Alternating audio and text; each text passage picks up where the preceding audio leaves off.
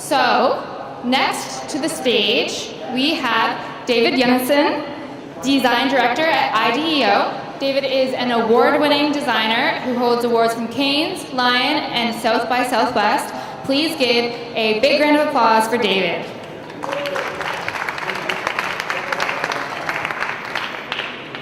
So, thank you all for joining me here today. I thought we should spend the next half an hour or so talk a little bit about how we at IDEO approach this kind of collaboration between a designer and a developer. And putting them as two separate entities kind of separates them, and I think deeply in that they are very much many times the same individual with the similar needs and similar behaviors. And what I would love to do is sharing of how we are approaching this collaboration at different stages across our projects that we do at IDEO. So I was at the speakers dinner yesterday evening, and I learned fairly quickly that most people have no clue who IDEO is at that dinner. So I thought I should just kind of briefly mention of who we are and what we do out in the world. So we have a bunch of offices spread across 9 different locations, and we're a consultancy, and we work with our clients with all kinds of different challenges and interesting topics. So the question that what we got is yesterday is oh, so are you a developer or designer? And I think I can say I'm a designer that develops. I'm a designer at heart. I have a design education, and that's where I come from, and that's what I identify myself at. But the question we got quite often yesterday is so what do you do? And we also got a question quite often you make pretty things, right? And that's what I would like to talk about, what we do at IDEO and how we're bringing in development into that process. So a couple of examples that we at IDEO has been doing the last couple of years. Some of them are from our Munich studio, and some of them are from our global studios. So recently we did a project around automobility. So working and thinking of how do we get around in 10, 15, 20, 30 years time, and how do people kind of transport themselves across the world. And this project is often looking in the future, and we're helping companies to position themselves for those future. So in that process, it quite often involves inventing how that world looks like. So as an example, we are, for example, working with with Ford to help them think about how does this future looks like, because Ford being a big car manufacturer, future mobility is key for them, right? But we also do larger systemic projects. So this here is Innova Schools that we have doing and still are in the process of working with them, a company in Peru called Intercorp. So Intercorp is this really large corporation that nobody really knows about, but they own basically most banks in Peru. They own a lot of the healthcare. They own a lot of the schools and media. So they are basically the infrastructure of Peru to a large extent. So for example, in this case, we worked with them on a very long-term project of basically creating next generation of individuals that can work in their banks, that can work in their as a pharmacist. So helping designing a school system from the ground up with everything that comes from curriculum to the building to uniform, you name it, right? So this is when we're saying when we're designing, we are designing everything that goes in there. And yes, there's also digital tools that goes into this process. So there's development happening. And sometimes it's a little bit smaller scales, right? So this is Rise Science, startup in residence that we had. They come, they sit with us, and we help them rethink what their product looks like. So what you see is one of the founders here doing some research with a American football player, and helping him sleep better to create a better performance. So, we work with them, we create digital solutions, this experience being delivered to an app experience. So we help them design that and so on. And sometimes it's working with Google to figure out, they have a technology called Jacquard, which is basically a touch-sensitive area you can embed in clothing. So Google and Levi's, we work with both of them to figure out what is the interaction patterns, how people opening, what's the purpose of this. So this is from Eames, and I think it's, in a way, from at least my perspective, talks a little bit of what we do at IDEO. So it might be hard to read here, but there's basically 3 different sections. So one of them is the interest of the design studio. What do we want to work with? One of the sections is the interest from the clients. We need to have someone to work with. And the third one is the needs of the society. And when those kind of overlaps in one way, I think that's where a lot of our sweet spots and a lot of our interesting work is happening. So the way we're approaching this is what's called design thinking. I think most of you have heard about it, or in one way or another. What we love to go talk today is a little bit more of the intersection of people and technology, because I think that's a lot of where we in our design process bring in development partners, and I think that's where a lot of the magic happens. So IDEO is a very eclectic group of people. So this is some of the individuals that work in our studios, and these roles ranges from prototyper to industrial designer to software designer, mechanical engineer, physician, interaction designer. Myself, I'm an interaction designer. And we all come together and tackle those challenges, as I just showed. Those challenges tend to sit across a spectrum of ambiguity. So all the way to the left, you have the really, really high ambiguity. And as we move right and closer to launch in market quite often, the ambiguity tends to decrease, and our role as a design firm decreases, and our partners takes up that and implements. Sometimes those partners in internal development teams, sometimes those partners is external development shops that we collaborate with. So just gonna get a sense, future of, we tend to call this kind of first project. The automobility fits very well into this section. In the section, we can call it define. I think the Google Your Card is a nice example of defining. We know what the product is, we know what technology we're going to apply, but we don't know really what it should do. We're trying to define that with our clients. Launch to learn tends to come after that. Like, we work with clients, we know what we're delivering, we are launching it in the market to see more of how does it fit, how can we scale, how can it fit in there. And the last one is launch and iterate, so that's like working on it. And based on what I've seen so far in conference, I think a lot of you guys might be working in the last section here in launch and iterate, or in launch to learn. So let's start with looking at how we work with development partners in different phases, and starting with what we call the kind of future of. So a couple of years ago, I think it's 2015, we worked with IKEA and together with some students from Lund in Sweden, Eindhoven, and they came with a question to us of like, how will we cook, eat, and socialize in home in 2025? So what does that space look like? And implicit with that question is, of course, what does that mean for IKEA? They are selling so many kitchens, and they need to know how that future looks like to be able to position themselves in that world. So what we built and worked with them is creating this kind of full-size prototype. You see it up here. We exhibited it in the Salon in Milan. And the way we worked with them is we created a lot of this, what we call like Wizard of Oz prototypes. So in this stages, it's really important for us to kind of communicate what is the experience looks like, what does it feel, but we also need to be like really, really quick and really, really flexible. So we can communicate both a breadth of ideas to our stakeholders and users, but also communicate it in a rich and convincing way so people believe in this future.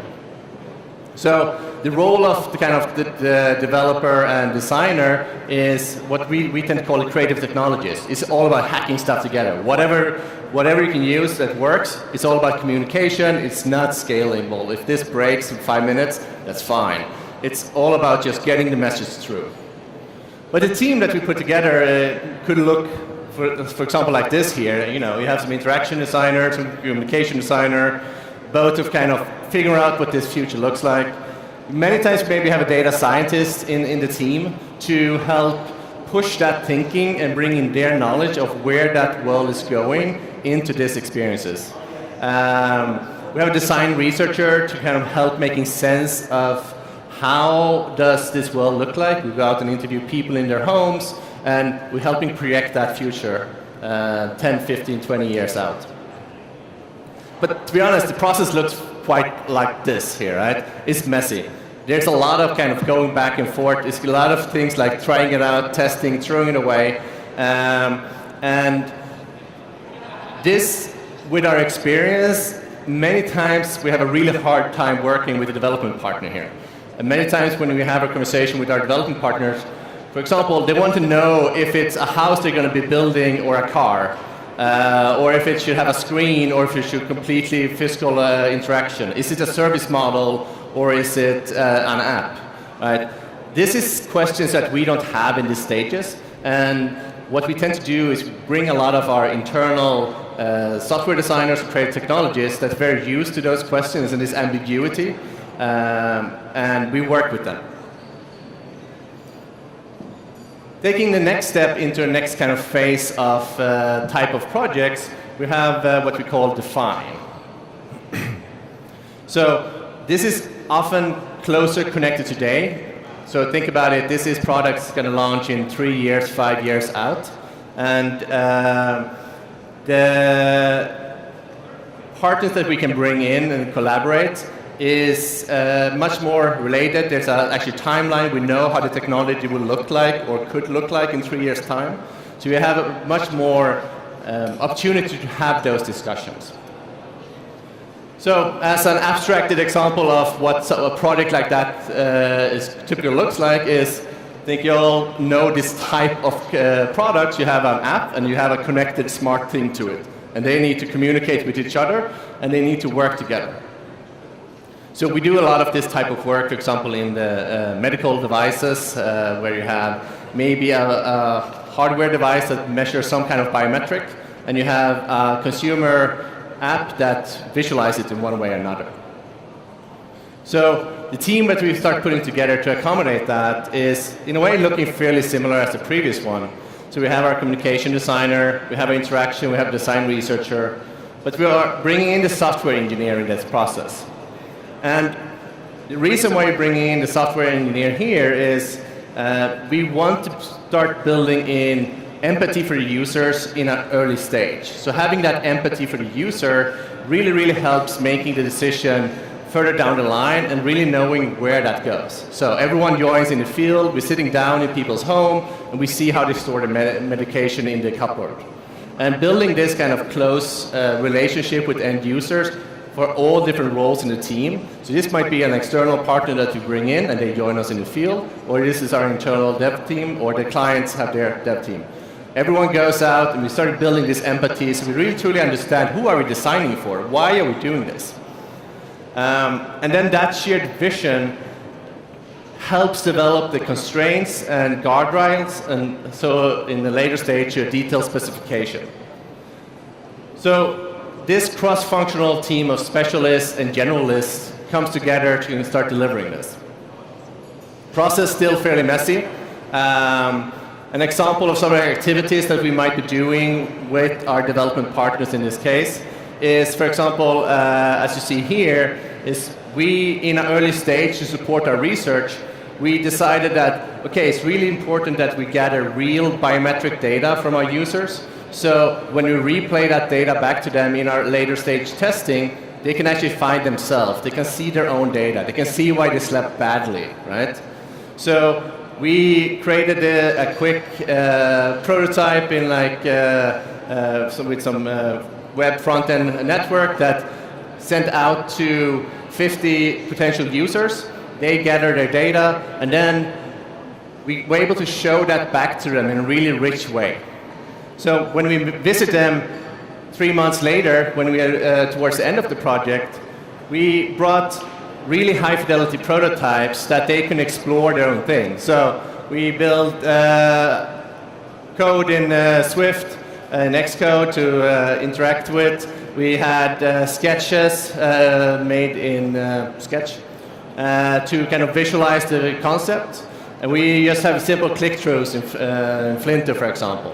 All of them trying to cater to different needs in the design process. So the Swift prototype is like very detailed interaction of how you navigate the application, some animation.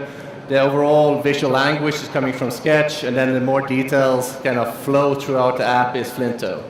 So once again, this is not necessarily developed to launch in the market, but it's developed to test those to a rich fidelity. Next step that we're having in our process is what we call like launch to learn. So we have then gone through like our high, broad visions. We have defined what we want to do, and it's time to launch to learn if this is actually working in the field. So we validate our assumptions, and we are trying to figure out where's the pain points where a full implementation will kind of fail, right? So as you see in the kind of IDEO role starts in kind of 50%, and our partner takes up 50%, and it's a very tightly integrated moment where we need to work a lot together because this is setting each other up for success in a later stage. So another semi-abstracted example. We're half a year ago or so, we were building a planning tool for a client.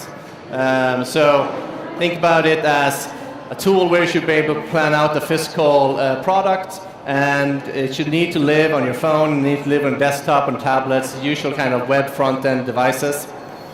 And the challenge here is about communicating the purpose of this tool to our development partners so they truly understand, because they are the one that's going to take this on and take this in the long run. So we try to bring them in as much as possible to get their kind of their perspective of where does this break down, and we pushing the design. So the team tends to grow a little bit in these moments. So we bring in maybe some 3D experts. This is going to need to figure out how this model looks and can kind of scale it online. We have writers because like we need to communicate this in really rich ways. Software engineers to like how do we actually start delivering this. Data scientists, because we need to start looking at what does the analytics that we can start understanding of how successful this is. Once again, same process before. Let's bring them all together and sit and work cross-disciplinary in the same room, working on the solutions together. What we tend to see, what's being really interesting in these setups, is that the designers try to push the developers, and the developers push the designers. We tend to see this really nice kind of tandem effect going back and forth, where one of them is saying, like, could we do it like this? Then the other one is building on that, like, yes, we can, and then it can also be like this. We see this kind of nice push and pull. And that's just not something that we think happens if you are distributed, or if you just kind of finish the design, hand it over, throw it out, and launch it in the world. But having each other push each other all the time is a key in these moments. So I think the process looks in a way a little bit more linear. We do some A/B testing. We try some different options, and some of the key things in these moments is, yes, we need to kind of build our final product, but from the outside, it might look like this, where we have like IDEO, we have a client, and we have a development partner. But I think the key thing for us as a designer is kind of setting up, so we are acting as one project team here, and we're building and supporting each other, so we can have this working closely. Because after a while, we tend to fade out. We are consultancy, so we tend to be there for a certain amount of time, and then we disappear. And this project team tends to stay for another 3 years, 5 years. And it's really, really important that we build that empathy for the users, that we build that trust, and they truly understand it. So what we bake into in this process is a lot of this kind of handover moments. So, for example, we might want to look at designing analytics in a creative way. There's all the classic stuff like where does people fall off, where are people struggling, but we might look at it from a design perspective also and look at what is the solutions that our algorithm is generating when we're algorithmically generating this planning tool, and what is coming out of that, and how can we measure that in using our classic analytics tools like Google Analytics and such. The final one is launch and iterate, and the ambiguity tends to go down here, right? We know what it is. We tend to know what it looks like. We know what it does. So in this moment, it's about we need to get it out there. So example of this is some abstraction of visual design framework. So think about like material design that we designed for a medical device manufacturer. So some of the challenges we have here is like we need to create a system that works for hundreds of different devices across all kinds of strange screen sizes and touch or mouse or voice interaction. So it needs to be very flexible, and it needs to integrate also with their development process and supports all different stakeholders that is going to be interacting with this for the coming years. So this team we start putting together, once again, fairly similar. We have the same kind of individuals, and we are working to bring everyone along so they understand why we're doing things. So in the end, there's a clear ownership. The process is much more straightforward. There are some forks. We're trying a couple of different things, and this is where, in a way, it's more traditional development process. But what we want to build up there is like there's different aspects of this framework to make it successful, right? There's some guiding values that needs to be in place to support it. There's the specs and guidelines that the UX designers works with, and then there's the tools and code that a developer might use. But the more important is there's this interplay in between them. So working with our clients to create those touch points. So what that might mean is, for example, setting up systems where all the visual framework is living on a Git repository. You have all the code, they're all connected together, and they're all kind of one truth that they're all working together. But it also means that working with our clients to kind of upskill them and bring them maybe into a little bit more modern development practices. So like in this case, we created a React library to help them have a web front end. We're using web framework in the development process, which in a medical device manufacturer needs to go through a lot of like FDA clearance, a lot of kind of regulatory processes. It's a big push, right? There's a lot of trust that needs to go into that. But it might also mean that like we start setting up different ways of how their IT infrastructure works. So the McKinsey coined the two-speed IT framework, where you have the inner core, which is very stable and takes care of the day-to-day work, and you have the outer core, which is more like fast-moving and risk-taking. And what we find in our clients, this is very seldom a setup that they have. So we're working with them to kind of change the organization to better support this, so that the work we deliver and the work that we design can land in an organization and have the chance for a success in the long term. So looking across the spectrum from like really high ambiguity, future of in the 2050 to things that we need to deliver here and now, it's a very different types of challenges. It's very different needs from the team and from how we work with different development partners. But I think what we see across the whole journey is this kind of interesting push and pull. So sometimes it's push and pull to figure out what is the future technology. Sometimes it's push and pull about how does an organization work and function internally. But the key thing is like there's always that kind of need of both to work together, and I think that's what makes a lot of the work exciting that we do, is like see how those all come together in one final product. Thank you.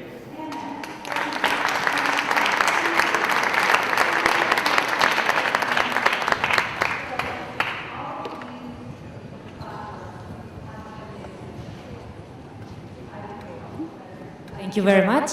Do we have any questions? Yeah, coming.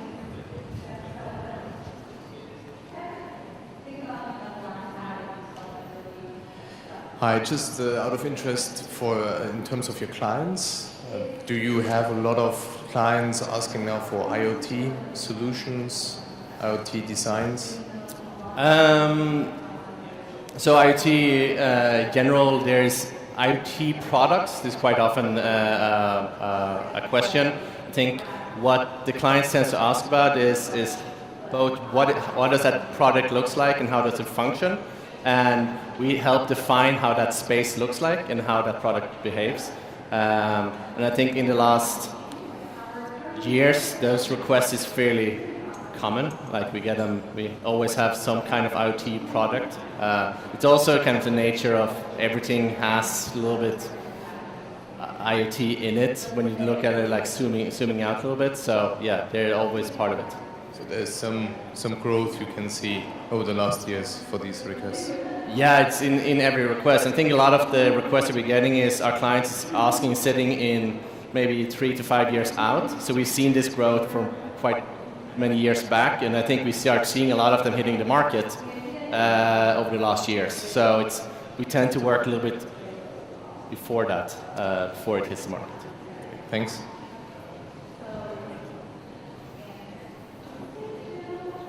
Hi. When you start a new project with a client, is design thinking the default toolbox, or are there alternatives, or how do you choose? I think the design thinking as kind of a mindset of starting with human needs and like putting the user in the center and then designing with those needs across and then adding on a feasibility and a viability lens. So like that's what we do. And I think that sits very, very at the core of most of our projects. I think some of those get stretched when you go into some of this very much future off, because the user doesn't really exist and society doesn't exist. So we don't really know how 2050 looks like. So it's hard to go out and do user research about those things to try and start projecting out. I think in those cases we are stretching our process, but we're still designing for those users that we believe would exist in that future. So short answer is yes, but it's not as kind of black and white as it's always. It's not always you can go out and interview individuals that manifest these behaviors.